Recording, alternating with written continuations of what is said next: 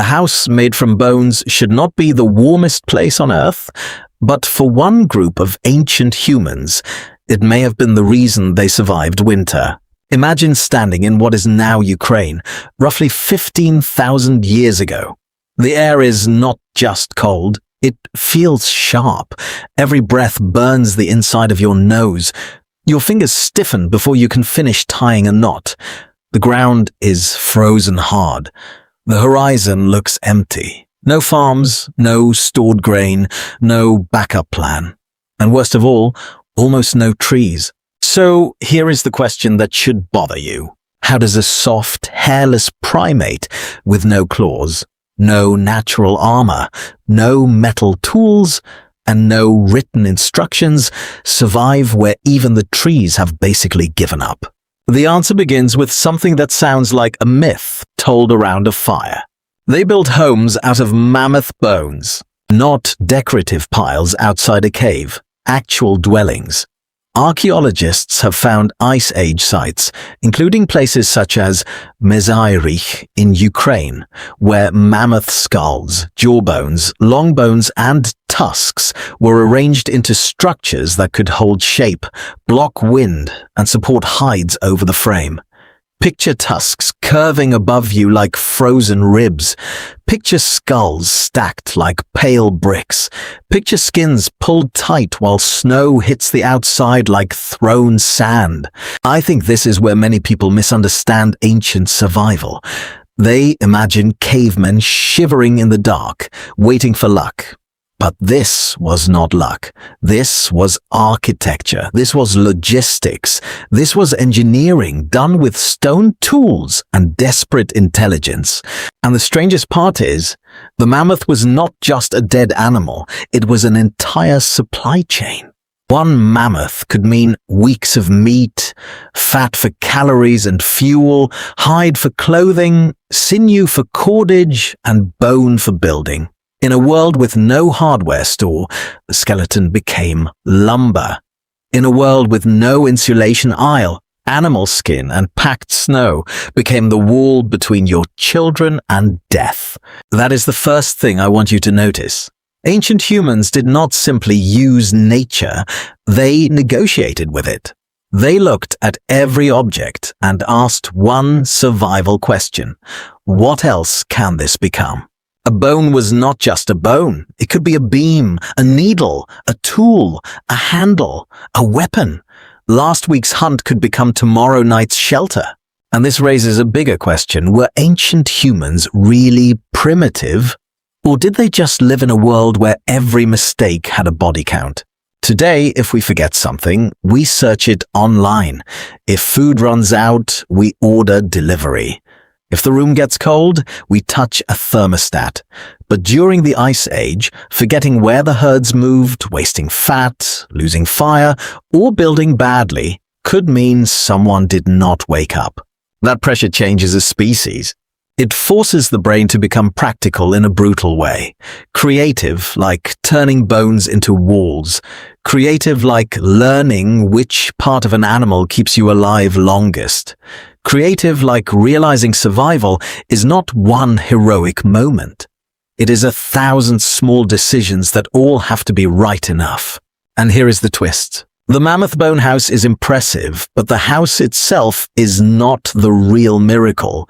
The real miracle is the invisible knowledge behind it. Someone had to know how to take down or scavenge a massive animal. Someone had to know which bones could hold weight. Someone had to know how to stretch hides so wind could not cut through. Someone had to remember what failed last winter, and someone had to teach the next person before the cold came back. That is what this story is really about. Not just ancient people surviving with less.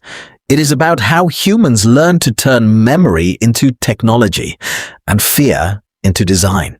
But memory alone does not keep a body warm. At some point, knowledge has to become calories.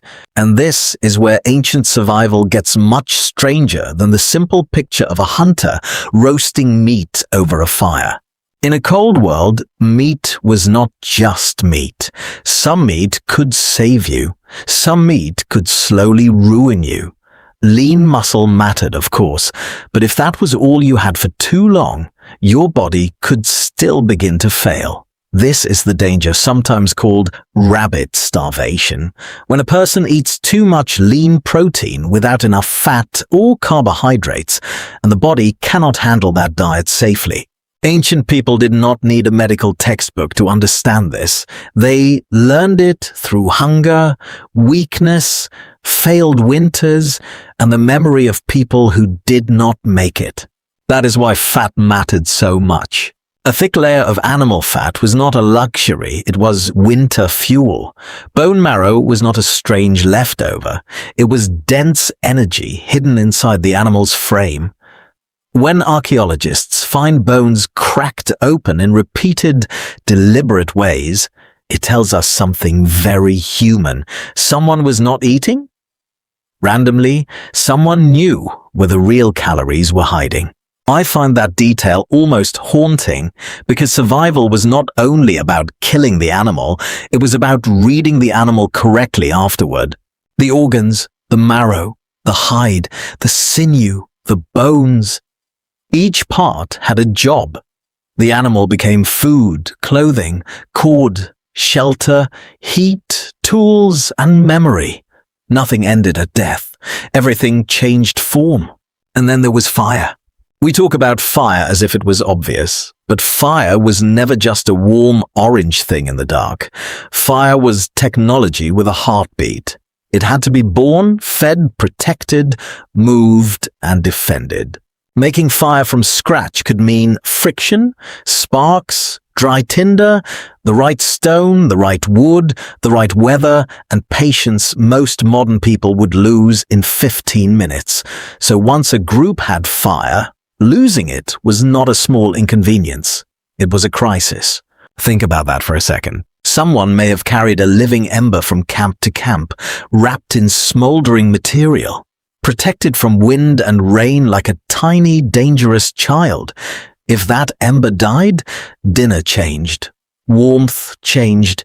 Safety changed. The night itself became larger.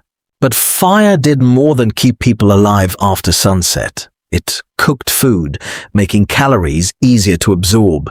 It hardened wooden spear tips. It kept predators nervous at the edge of the dark.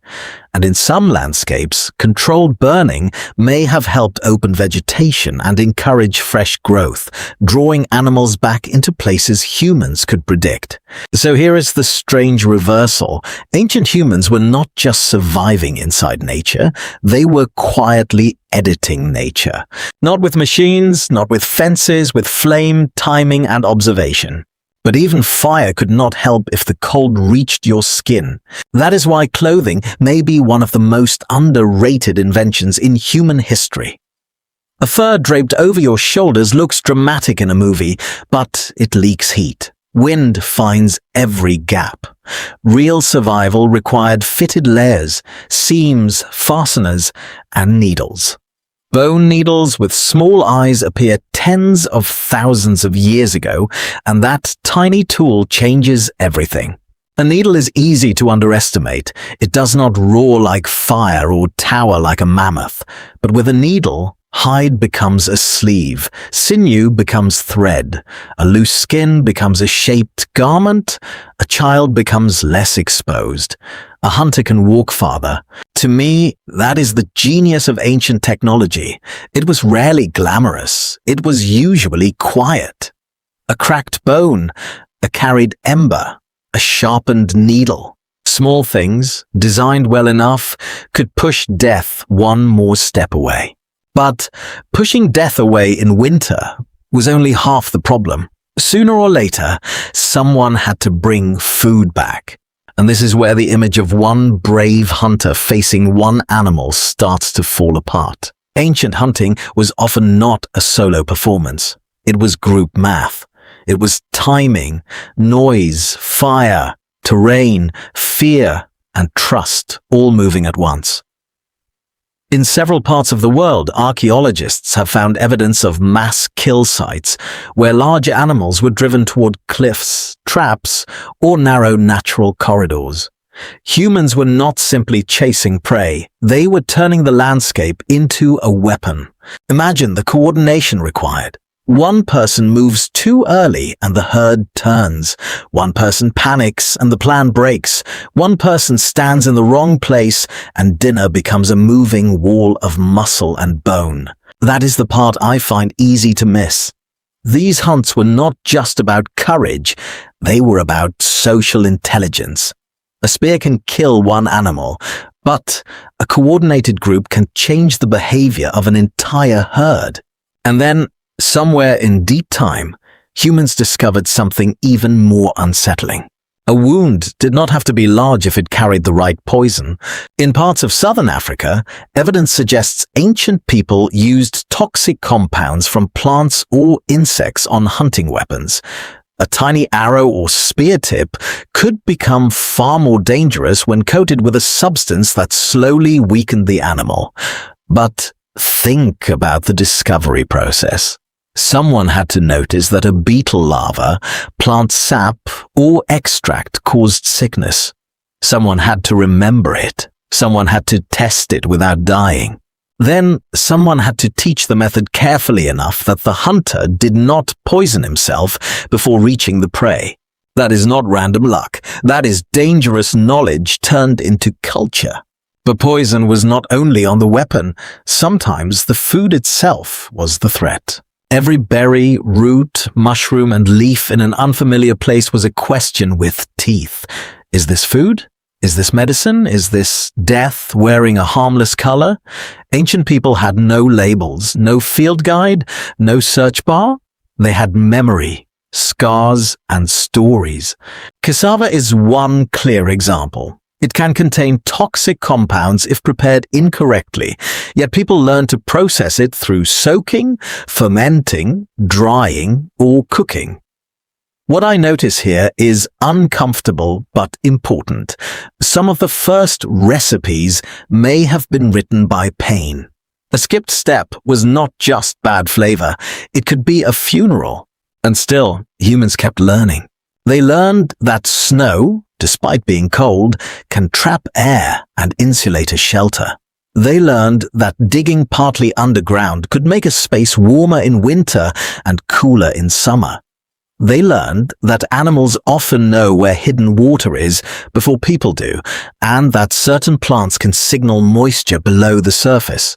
In dry regions, finding water was a mental map of seasons, tracks, slopes, and memories. Then comes one of the most surprising turns in the story. Ancient survival was not only about hunting and building, it was also about medicine. Skeletal remains show healed fractures, serious injuries, and in some cases amputations where the person survived long enough to heal. That means someone cleaned wounds, stabilized broken limbs, shared food, and protected the injured through the worst days. And trepanation, the practice of cutting or scraping a hole in the skull, appears in many ancient cultures. Some skulls show bone regrowth, meaning the patient survived. No hospital, no steel instruments, no modern anesthesia. Just stone tools, nerve, and a community refusing to let one damaged person disappear. That changes the whole story, doesn't it? The ancient world was brutal, but humans answered brutality not only with weapons, they answered it with planning, memory, and care. And if medicine shows us the tenderness of ancient survival, tools show us its imagination. One of the simplest examples is the spear thrower, often called an atlatl. It looks almost too basic to matter, a shaped stick with a hook at the end. But that stick changed the physics of hunting. It extended the arm, it gave a spear more distance and more force. It let a hunter stand farther from teeth, horns, and panic. That is what I love about ancient inventions. They were not always big. They were not always beautiful. Sometimes the difference between life and death was just a better angle, a better grip, a better way to throw. But tools alone still do not explain how humans survived. A tool can break, a fire can die, a hunt can fail. The real survival machine was the group. Think about the injured hunter, the child who could not yet keep up, the woman recovering after birth, the elder with a damaged body who somehow lived for years afterward. Alone, many would have disappeared quickly. But inside a human group, survival tells a different story. Someone fed them. Someone protected them. Someone carried knowledge even when they could not carry a spear. This is where the phrase, survival of the fittest, starts to feel incomplete. Strength mattered. Speed mattered. But I think the deeper pattern is this. Humans survived because they made weakness survivable. That may be one of the most powerful technologies we ever invented. Care. And care did not only happen through food or shelter, it happened through stories. Before writing, before libraries, before maps, humans carried dangerous information in memory. A story about a child who ate the wrong berry was not just a sad tale, it was a warning system. A story about a river that rose without warning was flood data with emotion attached. A story about an animal that looked calm before charging was not superstition. It was a survival file, saved inside every mind that heard it. That is why storytelling mattered around the fire. It kept the dead useful. It turned pain into instruction. It let one person's mistake protect someone born 50 years later. And now we can return to that house of mammoth bones. Because that shelter was never only a shelter. It was proof that humans had become something unusual. A creature that could hunt together, remember together, teach together, mourn together, and build meaning out of remains. Weak enough to freeze, but clever enough to place the skeleton of an extinct giant between itself and the wind. When I look at ancient survival, I do not see a primitive version of us. I see us stripped of comfort. No screens, no delivery apps, no emergency rooms, no written manuals. Just cold, hunger, danger, and one question every generation had to answer again. What do we know that can keep the next child alive? Maybe that is the lesson. Civilization did not begin when humans became comfortable. It began when humans started protecting knowledge from dying with one person. So the next time modern life feels unbearable because the power goes out, the signal drops, or dinner arrives late, remember this. Your ancestors survived nights when the darkness had teeth. They survived by turning bone into walls, fat into fuel, fire into strategy, and stories into memory. And maybe the real miracle is not that ancient humans survived the Ice Age.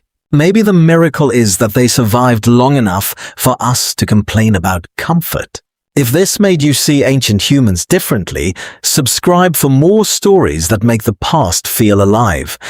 And tell me in the comments, if you were dropped into that frozen world with no modern tools, what do you think would save you first? Fire, food, shelter, or other people?